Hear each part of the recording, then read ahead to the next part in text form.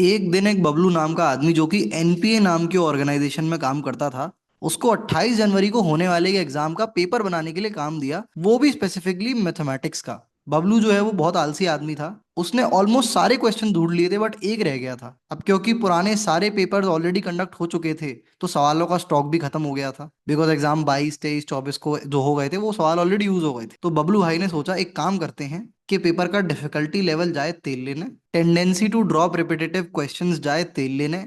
मैं एक काम करता हूँ, जेई एडवांस का आया हुआ सवाल इस पेपर में डाल देता हूँ और इसी के साथ 28 जनवरी जेई मेंस शिफ्ट 2 में ये सवाल आ गया। जी हाँ, जो आप सवाल देख रहे हैं वो एग्जैक्ट सवाल, मतलब कुछ तो डेटा चेंज कर देता बंदे ने, आर को के को आर कर दिया है बस।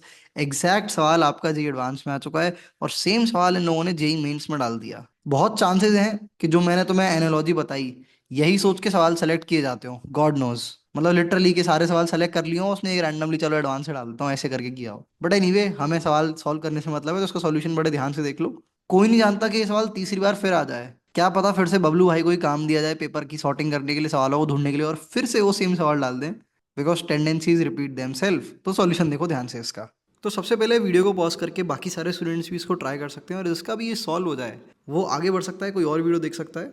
और जिसका नहीं हो पाए, 3 4 5 मिनट में नहीं हो पाए, बड़े ध्यान से सॉल्यूशन को ऑब्जर्व करना। It's a very basic and popular one. तो यहाँ पर हमको ये समेशन सीरीज दे रखी है जहाँ पर डिनोमिनेटर में हमें दो साइन के टर्म्स दे रखे हैं, और अल्टीमेटली हमें पहले से पता होना चाहिए, इन एंगल्स को हम नोटिस करके इस चीज़ को ऑब्जर्व कर सकते हैं कि किसी ना किसी टर्म से हम मल्टीप्लाई डिवाइड करने वाले हैं, जिसके बाद ये दो पार्ट्स में ब्रेक हो जाएगा। एक पार्ट हमारा वी एन होगा और दूसरा पार्ट हमारा वी एन माइनस वन होगा। उसके बाद फिर वी एन मेथड लगाएंगे और सारे टर्म्स हमारे क्रॉस कैंसिल होते हुए चले जाएंगे।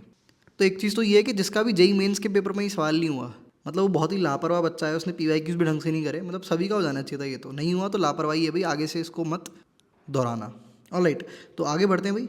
तो सबसे पहले ध्यान से देखो, ये जो दो एंगल्स हैं, साइन के अंदर दो एंगल्स दे रखे हैं, इनको अगर मैं सब्ट्रैक्ट करता हूँ तो मेरा क्या बनेगा, पाई/4 से पाई/4 क्रॉस कैंसिल होगा, और यहाँ से मेरा एक पाई मल्टीप्लाइड बाई के मल्टीप्लाई डिवाइड बाई 6 माइनस का पाई डिवाइडेड बाई 6 जो है एक ब्रेक होगा, बेसिकली ये इसमें टूट जाएगा, और के पाई/6 इस के पाई/6 से क्रॉस कैंसिल होगा। बेसिकली एंगल का डिफरेंस चेक कर रहा हूँ मैं, और एक पाई/6 बच जाएगा। तो बेसिकली इन दोनों एंगल्स का डिफरेंस जो है वो हमारा पाई/6 है। तो मैं यहाँ पर एक प्यारी सी चीज़ करने वाला हूँ, that says divided by sine of पाई/6 and multiplied with the same constant number ही है भाई, कोई दिक्कत नहीं है। अब अल्टीमेटली हम क्या करने वाले हैं कि इस पाई/6 को मैं नीचे के दो एंगल्स का सब्ट्रैक्शन लिख दूंगा। ठीक है, तो थोड़ी देर के लिए ए और बी के फॉर्म में लिख लेते हैं, जिससे कैलकुलेशन थोड़ी कम करनी पड़े, मैं बार बार लिखनी पड़ेंगी वही सारी चीज़ें। तो इस भाई को मैं ए बोल देता हूँ और इस भाई को मैं बी बोल देता हूँ, और ये जो है मेरा एक्चुअली में ए माइनस बी नहीं, एक्चुअली शायद बी माइनस ए होगा। ठीक है, साइन का वो है तो कोई दिक्कत नहीं है, माइनस बाहर आ जाएगा अगर नेगेटिव आता भी है तो ये हमारा बी माइनस ए हो जाएगा। ठीक है, तो एक्चुअली हमारे पास क्या सीरीज बन गई, sine of B minus A divided by sine of B multiplied by sine of A, और ऑब्वियसली यहाँ पर बाहर एक समेशन लगा हुआ है, और इस पूरे के साथ मल्टीप्लाई में आपका एक 1/sin ऑफ पाई/6 दे रखा है। कहानी को थोड़ा आगे बढ़ा दे भाई, इसको फर्दर ब्रेक करना शुरू करते, तो बेसिक प्रॉपर्टी लगाएंगे साइन बी माइनस ए की, ये फर्दर हमारा ओपन हो जाएगा, it will turn into sine of B multiplied by cos of A, साथ में माइनस का sine of A multiplied by cos of B, and again it will be divided by sine of B multiplied by sine of A. अब यहाँ पर इसको further break करेंगे तो भाई यहाँ पर हमारे पास अगर तुम देखोगे तो साइन बी से क्रॉस कैंसिल होगा पहले ब्रेकेज में, दूसरे ब्रेकेज में हमारा साइन ए से क्रॉस कैंसिल होगा, तो ultimately you will get cot of a minus cot of B, और ऑब्वियसली बाहर समेशन लगा हुआ है, साइन पाई/6 है, उसको बार बार नहीं लिखूंगा, मान के चल रहा हूँ बैठा हुआ है, एंड में उसको दोबारा इंट्रोड्यूस कर देंगे। अब वापस से एंगल्स को अपन ओपन अप करके लिख देते, तो हमारे पास एक्चुअली भी बन गया है कॉट ऑफ पाई/4 साथ में प्लस का के -1 मल्टीप्लाइड बाय पाई/6, और साथ में आ जाएगा माइनस का कॉट ऑफ पाई/4 साथ में प्लस का के मल्टीप्लाइड बाय पाई/6। अब यहाँ पर अपन देख सकते हैं भाई, ये अगर मेरा वी एन माइनस वन है तो ये मेरा वी एन है, तो हम सीरीज अगर बनाने की कोशिश करेंगे तो सारे टर्म्स जो है वो क्रॉस कैंसिल होने शुरू कर देंगे, कहानी बिल्कुल सॉर्ट आउट हो चुकी है।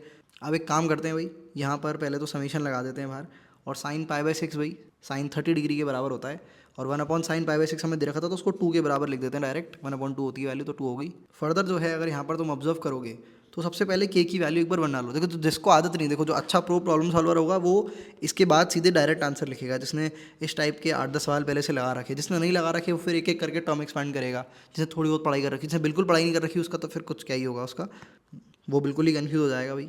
तो तुम्हें, तुम्हारा गोल ये होना चाहिए कि तुम्हें इतनी कैलकुलेशन स्पीड इतनी ज़्यादा तगड़ी करनी है अपनी कि तुम डायरेक्ट तुरंत आंसर लिख दो। ठीक है, डिमोटिवेट मत होना जो मैंने बोला इसको सुन के, है ना, because warriors don't get demotivated.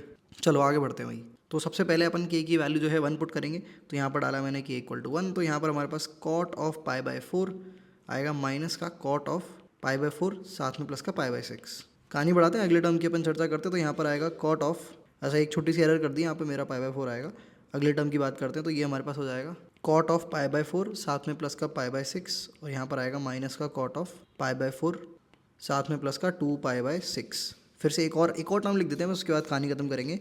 Cot of pi by 4 साथ में प्लस का 2 पाई बाय 6 माइनस का आएगा कॉट ऑफ पाई बाय 4 साथ में प्लस का 3 पाई बाय 6। तो देखो हम तीन टर्म्स तक इसको एक्सपैंड किया, तो यहाँ पर हम ध्यान से देखें तो पहला टर्म जो है वो बच जाएगा, उसको क्रॉस कैंसिल करने वाला कोई टर्म हमारा एग्जिस्ट नहीं करता, बट इसको क्रॉस कैंसिल करने वाला ये टर्म यूज़ करता है, इसको क्रॉस कैंसिल करने वाला ये करता है। तो अब अगर एन तक ले जाएंगे कहानी को, एन तक ले जाएंगे, मान लो nth टर्म यहाँ बैठा होगा, तो एक तो इधर वाला टर्म बच जाएगा, इधर वाला जो है वो क्रॉस कैंसिल हो जाएगा अपने इधर वाले से, तो आखिरी वाला एक तो ये टर्म बचेगा और ये भाई बचेंगे। तो ultimately this is how it is going to be, कि हम कहाँ तक जा रहे हैं, 13 तक लेके जा रहे हैं कहानी को।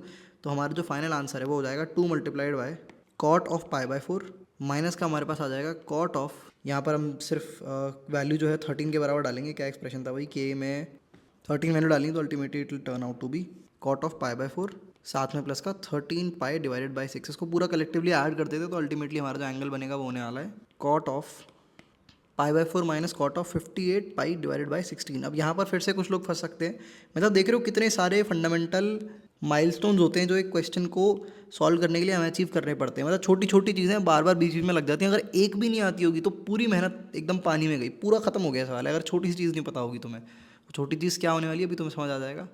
तो यहाँ पर कॉट पाई बाय 4 की वैल्यू अपन सिंपली 1 पुट कर देंगे, और यहाँ पर हमारे पास हो जाएगा 1 माइनस, इसको अपन ब्रेक करेंगे एंगल को, तो ये हमारा बन जाएगा 2 पाई साथ में प्लस का 5 पाई बाय 12, और बाहर ऑब्वियसली एक 2 मल्टीप्लाई में बैठा है, तो हमें बेसिकली इसकी वैल्यू निकालनी है, तो इसकी वैल्यू पर ही अपन फोकस करते हैं। तो ये कॉट ऑफ लाइक 2 पाई का पीरियड ऑब्वियसली होता है, हमें पता ही है ये, तो अल्टीमेटली हमारा कॉट ऑफ 5 पाई बाय 12 हो जाएगा, जिसकी वैल्यू हमको डायरेक्टली याद होनी चाहिए। अगर इसको भी कोई निकालने लग गया पेपर में तो उसका बहुत ज़्यादा फिर से टाइम वेस्ट हो जाएगा, तो इस चीज़ से बच के रहें।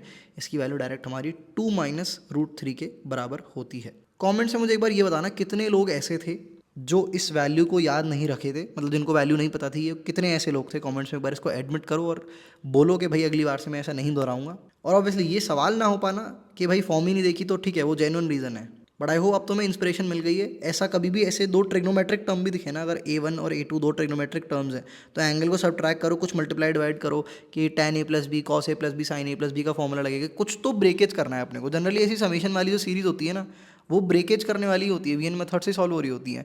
हमें बस सोचना है किस चीज़ से मल्टीप्लाई करना है।